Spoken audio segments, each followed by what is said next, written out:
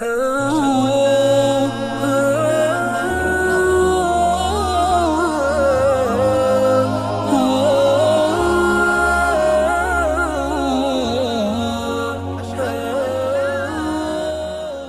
علیکم ورحمۃ اللہ وبرکاتہ۔ دوستو، ہمارے چینل میں آپ سبھی حضرات کا استقبال ہے۔ آج ہم ہندوستانی قاعدے کا سبق نمبر 28 پڑھنے جا رہے ہیں۔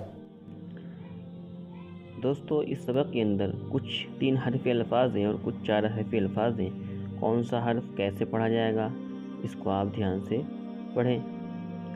بسم اللہ الرحمن الرحیم۔ حال زبر حا لام ساکن، حال صاد علی زبر صا فا ساکن، صاف طا زبر تو قاف ساکن، توق حا زبر حو زاد ساکن، حوض عین یا زیر ای دال ساکن، عید عین یا زبر اے با ساکن، عیب دال زبر دا واو علی زبر وا دوا تا ساکن، دوات۔ آخر میں اگر حرف ایک ہی رہ جائے تو اس کو ساکن کر دیتے ہیں۔ خا زبر خا را علی زبر را خرا با ساکن، خراب قابض کی تا علی زبر تا کتا با ساکن، کتاب حاضر ہی سین علی زبر سا حسا با ساکن، حساب با پیش بخا علی زبر خا بخا را ساکن، بخار سین پیش سو نون علی زبر نا سونا را ساکن، سونار حا زبر حا کاف یادر کی حکی میم ساکن، حکیم فا زبر فا قاف یادر قی فقی را ساکن، فقیر غین زبر غا را یادر ری غری با ساکن، غریب سین زبر سا عین یادر عی سعی دال ساکن، سعید قاف زبر قا میم یادر می قمی صاد ساکن، قمیص۔ تو ان سارے حروف کے اندر آخری کا جو لفظ ہے وہ ساکن ہے، اس کو ہم رواں پڑھتے ہیں۔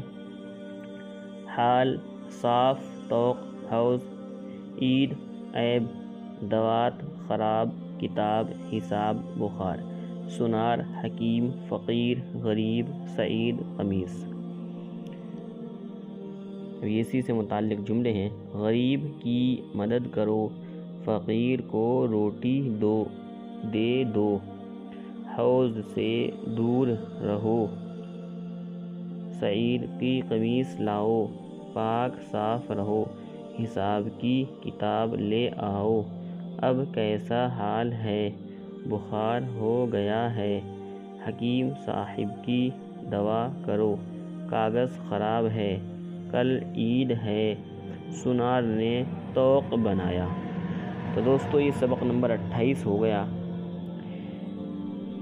اگر آپ نے ابھی تک ہمارے چینل کو سبسکرائب نہیں کیا ہے تو ہمارے چینل کو سبسکرائب کریں، ویڈیو کو لائک اور شیئر کریں۔ جزاکم اللہ خیرا و احسن۔